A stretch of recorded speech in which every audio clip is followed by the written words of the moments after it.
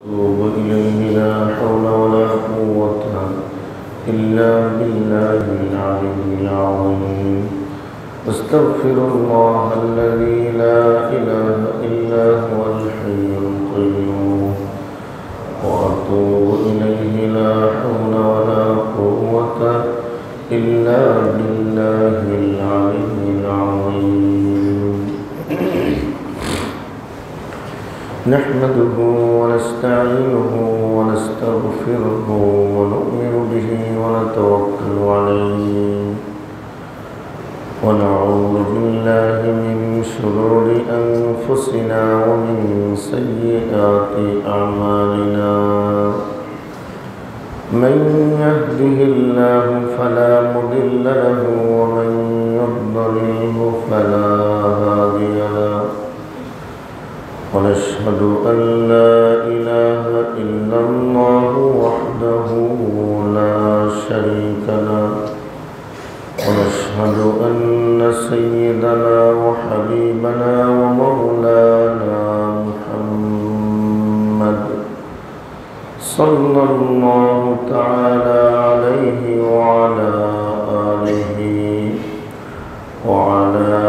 آله وأصحابه وبارك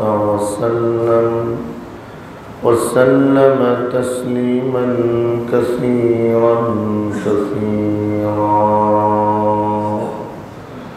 أما بعد، فأعوذ بالله من الشيطان الرجيم.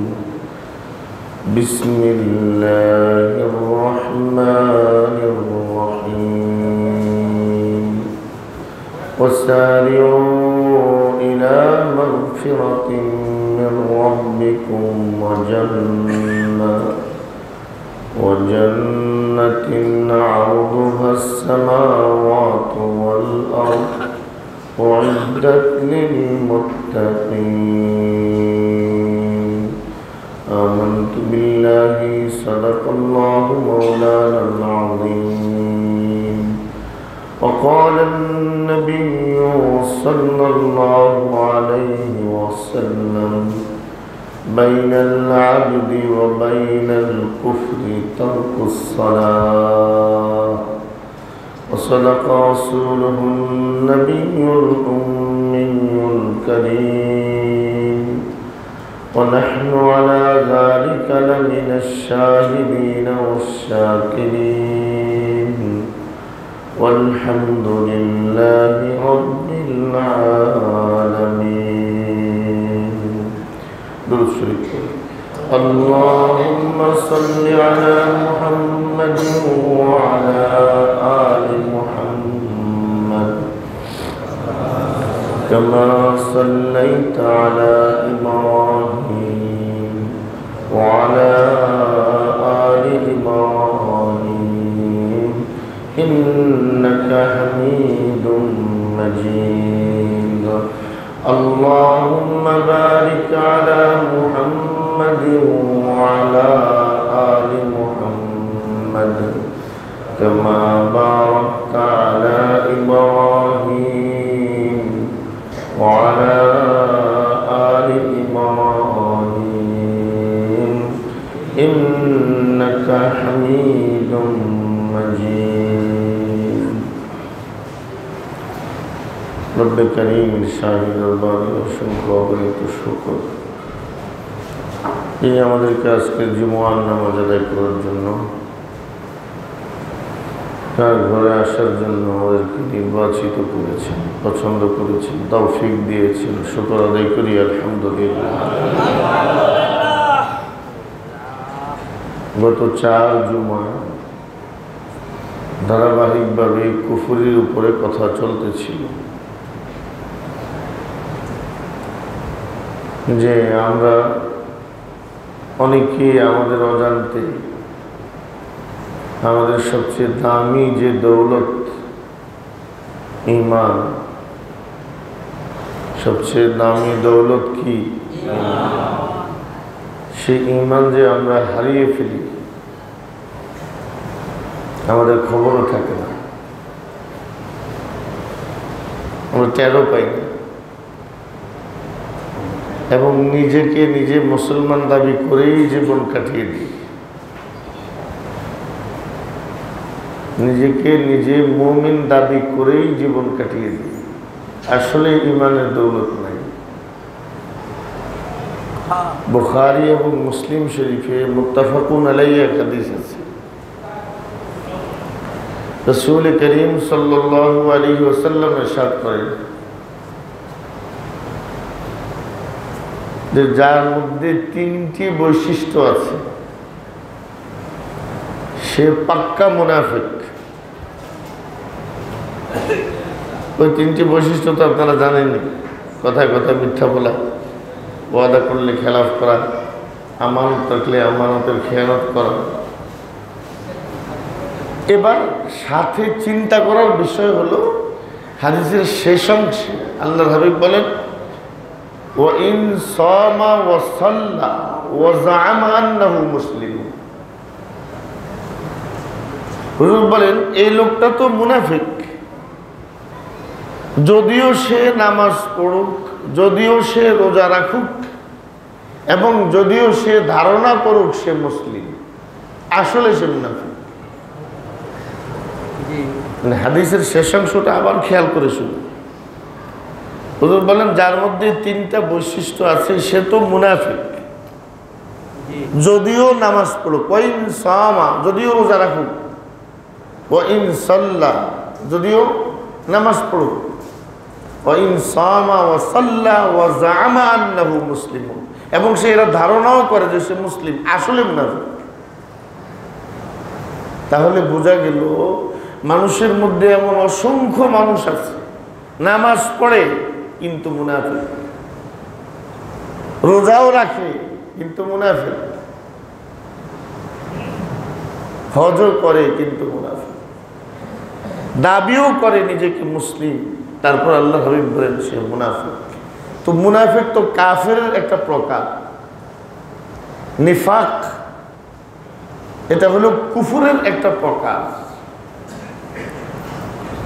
অন্তরে অবিশ্বাস পোষণ করার নাম কুফুরি, আর অন্তরে অবিশ্বাস পোষণ করে মুখে ঈমানের কথা বলা মুনাফিক। ভিতরে অবিশ্বাস পোষণ করে মুখে ঈমানের কথা বলা, এটা হলো কি? মুনাফিক।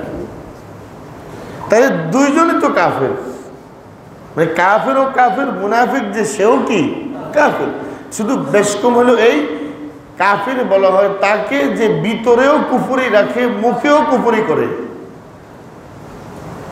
আর মুনাফিক হলো যে ভিতরে কুফরি রাখে কিন্তু মুখে ঈমানের কথা বলে, এই শুধু বেশ কম। এজন্য ইন্নাল মুনাফিকিনা ফিদ দারকিল আসফালি মিনান নার, আল্লাহ তাআলা কোরআনে হাকিমে ইরশাদ করে যে মুনাফিক জাহান্নামের সবচেয়ে নিম্ন স্থানে থাকবে, যেখানে জাহান্নামীদের পুজ, পেশাব, পায়খানা সব জমা হবে এবং যেখান থেকে আগুনের উৎপত্তি ওই জায়গায় মুনাফিকদের স্থান।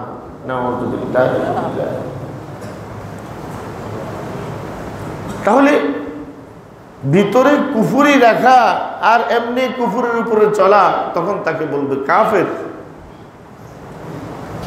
আর ভেতরে কুফরি রাখা, মুখে ঈমানের কথা বলা, তো এই লোকটাকে বলবে মুনাফিক। বলেন না, লোকটাকে বলবে মুনাফিক। ভিতরে ঈমানের ঈমান তো আছে, কিন্তু আমলে উল্টা পাল্টা করা, কবিরা গুনাহ করা বা ফরজ ইবাদত ছেড়ে দেওয়া, এই লোকটাকে বলবে ফাসিক। কি বলবে? ফাসিক। ফাসিক মানে নাফরমান, কিন্তু ঈমান থেকে খারিজ না, মুসলিম, সে মুমিন, কিন্তু নামাজ পড়ে না, ফাসিক। রোজা রাখে না, ফাসিক। হজ করতেছে না, ফাসিক। মিথ্যা কথা বলে, ফাসিক। তারপরেও তার তাওবার সুযোগ আছে, কবিরা গুনাহ থেকে ফিরে আসার সুযোগ আছে, কিন্তু যদি আসল দৌলত যেটা দৌলতি ঈমান সেটাই যদি না থাকে, তাহলে আমি যতই নামাজ পড়লাম, যতই রোজা রাখলাম, যতই হজ করলাম, যতই দাবি করলাম আমি মুসলিম, নাউযু বিল্লাহি মিন যালিক। আল্লাহ এবং তার রাসূলের ওখানে নাম তো কাফিরের তালিকায়, মুনাফিকের তালিকায়। এজন্য এই মুসিবত থেকে বাঁচার জন্য আমরা ধারাবাহিকভাবে 4 জুমা কথা বলেছি, আজকে শেষ করব ইনশাআল্লাহ। এখন আজকে শুধু আমি আপনাদের সামনে কিছু নমুনা উপস্থাপন করব যে সাহাবায়ে কেরাম, তাবিঈন, তবে তাবিঈন, বুজুর্গানে দ্বীনরা কুফরিকে কি পরিমাণ ভয় করতেন, মুনাফিকীকে কি পরিমাণে ভয় করতেন, এবং নিজে এত বড় সাহাবী হওয়ার পরেও নিজের ব্যাপারে ভয় করতেন, আমি ঈমান হারা হয়ে গেলাম কিনা, আমি মুনাফিক হয়ে গেলাম কিনা। সহিহ বুখারী শরীফের মধ্যে কিতাবুল ঈমানে ইবনু আবি মুলাইকা, বিখ্যাত তাবেঈ, ওনার একটা মন্তব্য উল্লেখ করছেন ইমাম বুখারী শিরোনামের মধ্যে। উনি বলেন, আদরাকতু সালাসিনা মিন আসহাবিন নবী সাল্লাল্লাহু আলাইহি ওয়াসাল্লাম কুল্লুহুম ইয়াখাফুন নিফাক আলা নাফসিহি। ইবনে আবি মুলাইকা বলেন, আমি আল্লাহর হাবিবের 30 জন সাহাবীকে পেয়েছি। কয়জন? 30 জন। প্রত্যেককেই পেয়েছি যে সারাক্ষণ, সাত দিনে, প্রত্যেক দিন এই চিন্তা করতে তাকে দেখেছি, হায় হায় আমি মুনাফিক কিনা, আমি মুনাফিক কিনা, আমার ভিতরে মুনাফিকি আছে কিনা, আমার ইমানের দৌলতটা ঠিক আছে কিনা, এই চিন্তা করতে দেখেছি। এরা নবীর সাহাবী। সংখ্যা কতজন? 30 জন। ইবনে আবি মুলাইকা। এবার সিনিয়র সাহাবীদের মধ্যে একজন ওমর ইবনুল খাত্তাব রাদিয়াল্লাহু তাআলা আনহু। হযরত ওমর, যাকে উপাধি দেওয়া হয়েছে ফারুক, সত্য মিথ্যার পার্থক্যকারী, যার ব্যাপারে সরকার দো আলম জনাবে মুহাম্মদুর রাসূলুল্লাহ সাল্লাল্লাহু আলাইহি ওয়াসাল্লাম ইরশাদ করেছেন, লাউ কানা বাদি নবিয়্যুন লাকানা ওমর।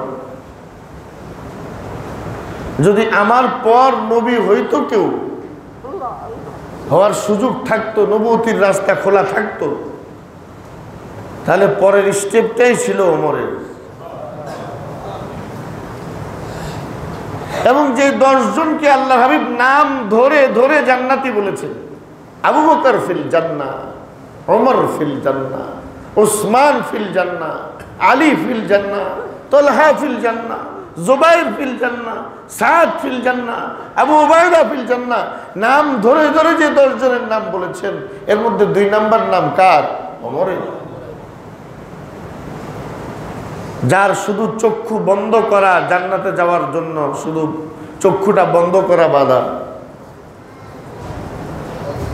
সেই ওমর হযরত হুযায়ফা রাদিয়াল্লাহু তাআলার কাছে আসছে।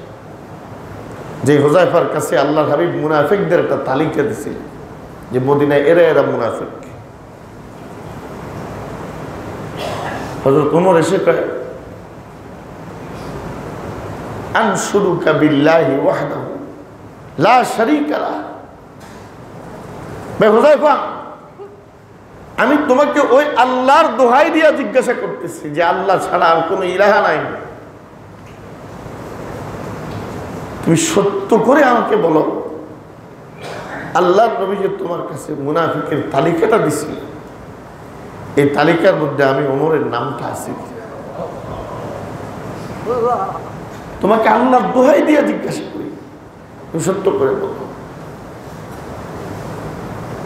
এই তো হইল ওমর ইবনুল খাত্তাবের ভয়, যার ব্যাপারে আল্লাহ হাবিব বলেন, যে রাস্তা দিয়ে তুমি চলো ওমর, শয়তান অন্য রাস্তা দিয়ে দেয়, তোমাকে ধোঁকা দিবে তো দূরের কথা, তোমার কাছে আসবে তো দূরের কথা, তোমার রাস্তা দিয়েও শয়তান চলে না, এত ভয় পা। সে ওমর ভয় করতেছে, হ্যাঁ আমি মুনাফিক হয়ে গেলাম কিনা, আমার ইমানের দৌলত ঠিক আছে কিনা, না আমার ভিতরে কুফরি চলে আসছে। এইভাবে প্রত্যেক সাহাবী, ইমাম বুখারী অধ্যায় লিখতেছেন, বাবু খাউফিল মুমিনি আন ইয়াহবাতা আমালুহু ওয়া হুয়া লা ইয়াশউর। মুমিনের ভিতরে সব সময় একটা ভয় কাজ করবে, হায় হায় আমি যদি একবার এক সেকেন্ডের জন্য একটা কুফরি কথা বলে ফেলি, এক পলকের জন্য কুফরি করে ফেলি, তো হাবিতাত আমালুহু, এই পিছের 70 বছরের কামাই তো সব শেষ। একবার যদি কেউ একটা কুফরি শব্দ বলে ফেলে, পরবর্তীতে আবার ঈমান আনলো ঠিক, কিন্তু ওই কুফরির সঙ্গে সঙ্গে তার 50, 60, 70, 80 বছরের সমস্ত কামাই শূন্য। এখন ঈমান আনলে আবার জিরো থেকে শুরু করতে হবে। ভাই আমার কথা বুঝতেছেন নি? এবার বলেন কেমন খতরনাক অবস্থায় কুফরি। সুতরাং এই কুফরি থেকে বেঁচে থাকার একটাই পথ, তা হলো আমার এই 2 চোখ, এই 2 কান, এই জবান নির্দিষ্ট মাপকাঠিতে ব্যবহার করতে হবে, নির্দিষ্ট মাপকাঠিতে ব্যবহার করতে হবে। কারণ মানুষ যখন রাগ আর গোসা হয়, তখন সবচেয়ে বেশি কুফরি শব্দ তার মুখ দিয়ে বের হয়। কেউ মুখ দিয়ে বলে ফেলে কুফরির কথা যখন রাগ হয়, গোসা হয়। রাগের সময় নামাজের কথা বললে হে রাগ হয়ে রয়েছে কোনো কারণে, আর আপনি তারা যাই বলছেন ভাই চল মসজিদে আসি, ব্যাস একটা খারাপ কথা বলে বলছে, মসজিদ নিয়ে, মাদ্রাসা নিয়ে, নামাজ নিয়ে কটু মন্তব্য করে ফেলছে, বাস ইমান থেকে খারিজ হয়ে গেছে, সব শেষ। এই জন্য এক মাসআলা শুনে হযরত ফুকাহায়ে কেরাম লিখেছেন যে কোন মানুষকে যদি তুমি কোনো গুনাহে লিপ্ত দেখো, তাহলে তো হাদিসের ঘোষণা, মান রাআ মিনকুম মুনকারান ফালিয়ুগাইয়িরহু বিয়াদি ফাইন লাম ইস্তাতি ফাবিলিসানি ফাইন লাম ইস্তাতি ফাবিকলবি ওয়া যালিকা আযাফুল ঈমান। সহিহ বুখারী শরীফের রওয়ায়াত। নাফরমানি দেখলে প্রথমে হাতে প্রতিহত করো,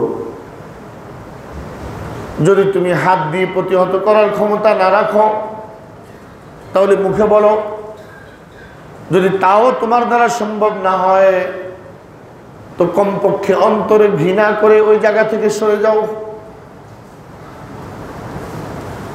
অন্তরের মধ্যে ঘৃণা রেখে ওই জায়গা থেকে সরে যাও, তামসা দেখো না। হুজুর বলেন ওয়াযালিকা আযাফুল ঈমান,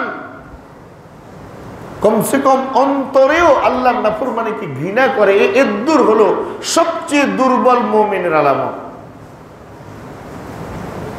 তাহলে এদ্দুরও যার মধ্যে নাই, হুজুর বলেন ফালাইসা ওয়ারা যালিকা মিসকাল হাববাতিন মিন খারদালিন মিন ঈমান, যে আল্লাহর নাফরমানি দেখার পরেও অন্তরে ঘৃণা আসে না, তার দিলের ভিতরে শস্য দানা পরিমাণ ঈমানও নাই। নাউযুবিল্লাহ। তাহলে এবার এই হাদিসটাও তো একটা মাপকাঠি। আপনার সামনে গুনাহ হয়, কোনোদিন মনটাও চলে না, বরং ওই গুনাহগারকে, ওই নাফরমানকে আপনি মহব্বত করেন, তাকে আপনি ইজ্জত করেন, তার সাথে মিলে আপনি চলেন। সমাজে এরকম চিত্র কম না বেশি? 2 জন বয়া বয়া জুয়া খেলতেছে, আর 2 পাশে 30-40 জন দাঁড়াইয়া দাঁড়াইয়া তামসা দেখতেছে। তো কথা কন না ভাই? তাহলে যে লোকগুলো এই জুয়া হারাম খেলাটা চলতেছে আর চারপাশে দাঁড়াইয়া হারামের তামসা দেখতেছে, এদের ভিতরে এই হারামের প্রতি ঘৃণা আসেনি? তো হুজুর বলেন তার দিলে শস্য পরিমাণ ঈমান নাই।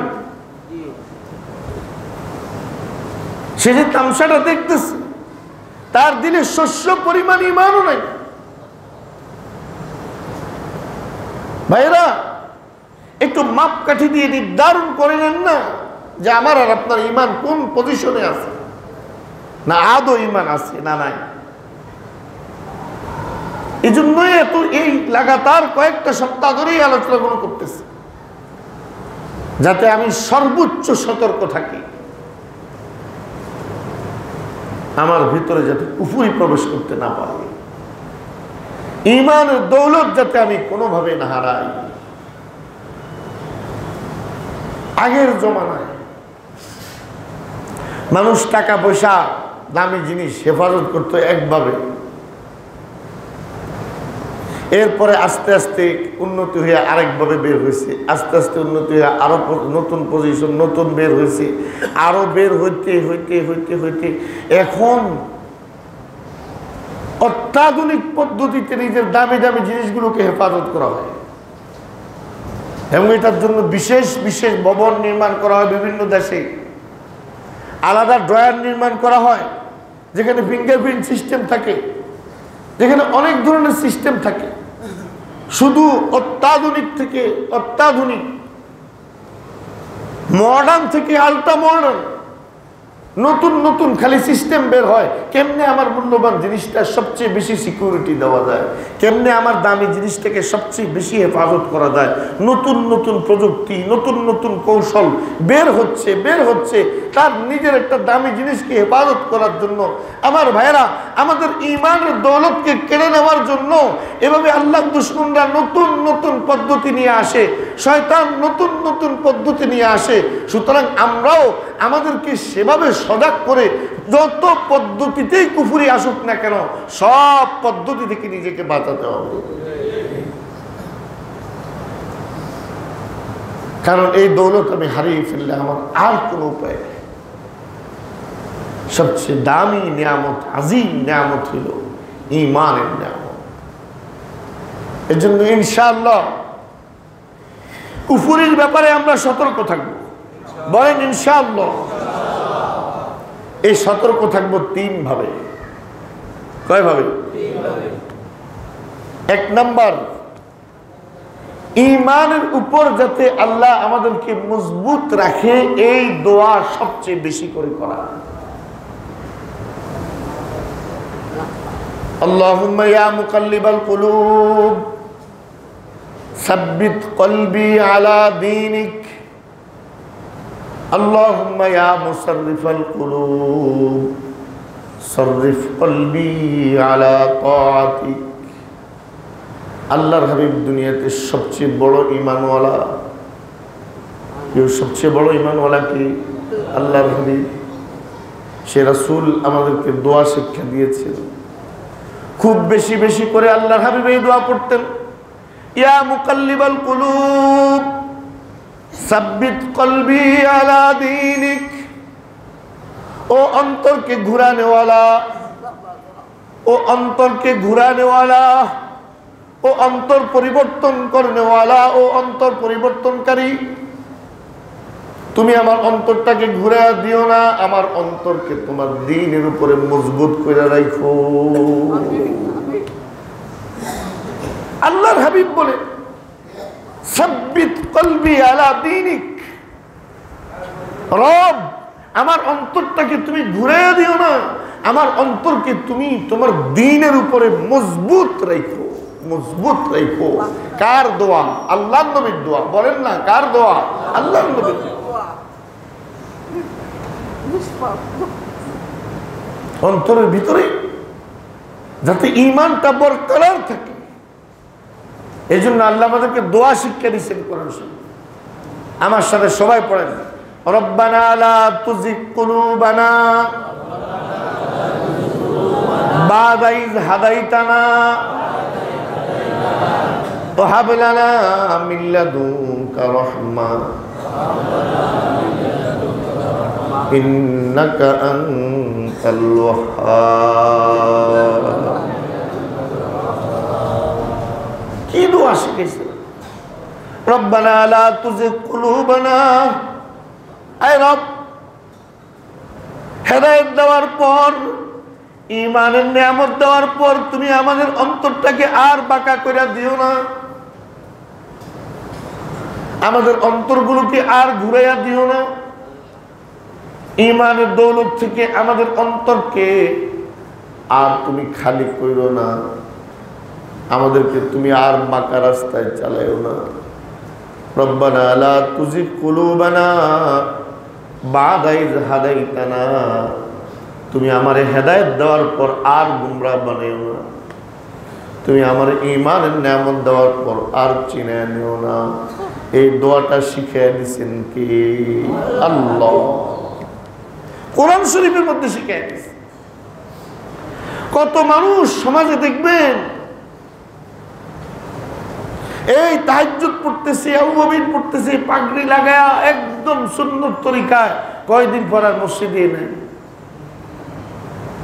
আর মসজিদের কাছেও আসে না, সব চেঞ্জ। এরকম লোক দেখছেননি আপনারা? না, আল্লাহ বলেন দোয়া করো, রব্বানা লা তুজিগ কুলুবানা বা'দা ইয হাদাইতানা, আল্লাহ হেদায়েত দেওয়ার পর আমার অন্তরে আর বাঁকা করে দিও না। তাহলে এক নাম্বার হইল দোয়া, কারণ এই ঈমানের নিয়ামতের উপর কায়েম রাখার ক্ষমতা আছে একমাত্র কার? আল্লাহ। এজন্য তার কাছেই চাইতে হবে, আয় রব তুমি আমাকে ঈমানের নিয়ামতের উপর রাখো। বেশি বেশি ঈমানের দোয়া, ঈমান যাতে ঠিক থাকে, শেষ নিঃশ্বাস পর্যন্ত যাতে ঈমান অন্তরে বরকরার থাকে, এটা এক নাম্বার দোয়া। আর দুই নাম্বার হইল কুফরি চিনে ওই কুফরি গুলোকে পরিত্যাগ করা, যেটা চিনানোর জন্য গত 3-4 জুমা কথা বলছি। যে কুফরি কোনগুলো, এগুলো চিনে চিনে চিনে চিনে এগুলো পরিত্যাগ করে চলা দ্বিতীয় কাজ। আর 3 নাম্বার কাজ হলো, যেটা হলো মৌলিক কাজ, সেটা হলো ঈমানের দাবির উপর জিন্দেগি চালানো। বলেন না ভাই, ঈমানের দাবির উপর 3টা কথা। এই 3টা কথাই শুধু, এই 3টা কথা দিয়েই আলোচনা শেষ করবো এই বিষয়টার। গত 4-5 জুমায় যা গেছে, আমাদেরকে তো কুফরি থেকে বাঁচতে হবে, বলেন না ভাই? কুফরি থেকে বাঁচা ব্যতীত আর কোনো উপায় আছে?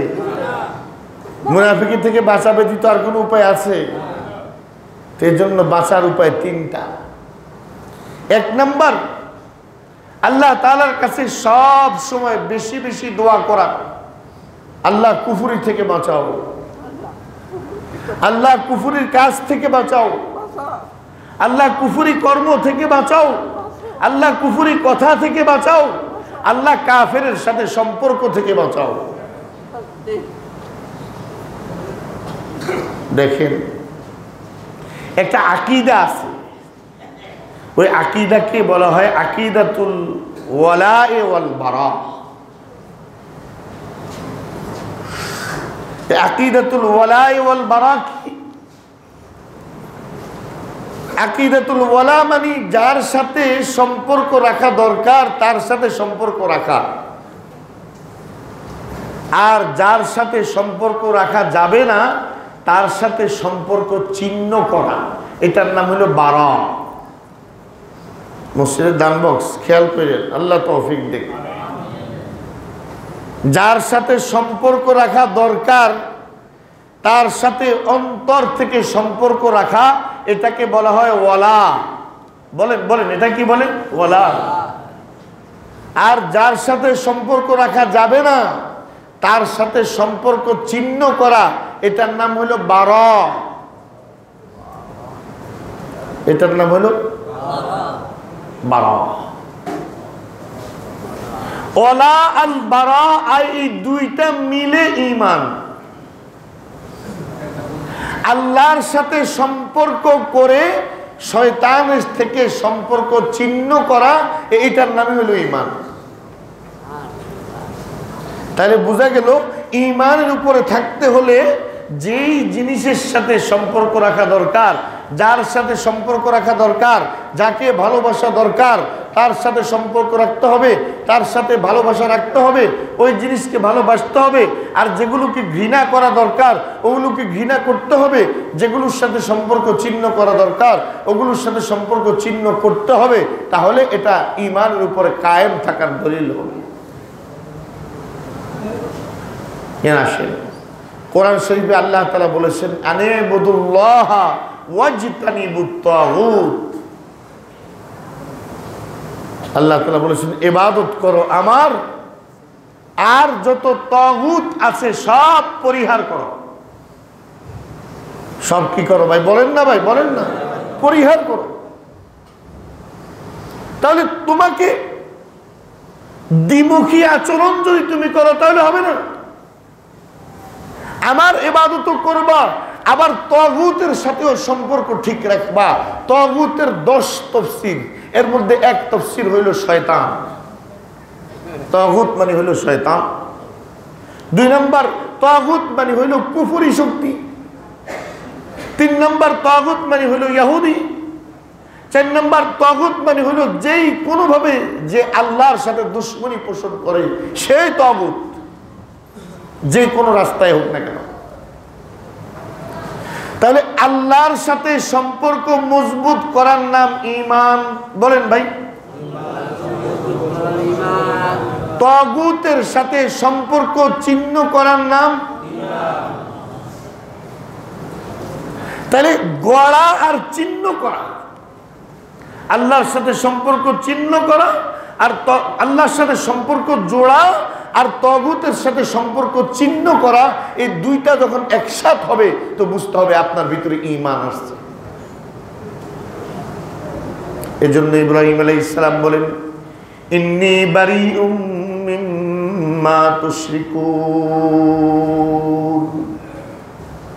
ইন্নী ওয়াজ্জাহতু ওয়াজহিয়া লিল্লাযী ফাতারাস সামাওয়াতি ওয়াল আরদ হানিফাও ওয়ামা আনা মিনাল মুশরিকিন। আল্লাহর খলিল সব মুশরিকদেরকে উদ্দেশ্য করে বলেন, ইন্নী বারিউম মিম্মা তুশরিকুন, তোমরা আমার রবের সাথে যা কিছুকে শিরিক করো, আমার রবের সাথে যা কিছুকে অংশীদার বানাও, আমি এগুলোর সবগুলোর সাথে সম্পর্ক ছিন্ন করলাম। এগুলোর সাথে আমার কোনো সম্পর্ক নাই, এই মূর্তির সাথে আমার কোনো সম্পর্ক নাই, এই মূর্তি পূজকদের সাথে আমার কোনো সম্পর্ক নাই। যারা আমার রবের সাথে